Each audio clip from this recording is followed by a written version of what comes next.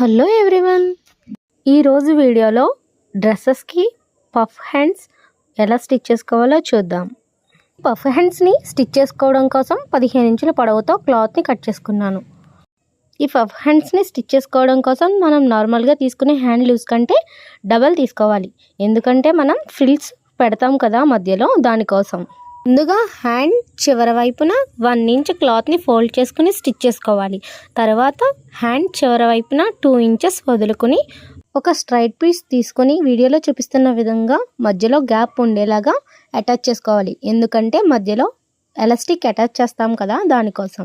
ఇప్పుడు ఎలాస్టిక్ని మన hand loose ఎంత ఉంటుందో అంత తీసుకొని వీడియోలో చూపిస్తున్న విధంగా అటు చివరన ఇటు చివరన పట్టి స్టిచ్ వేసుకోవాలి.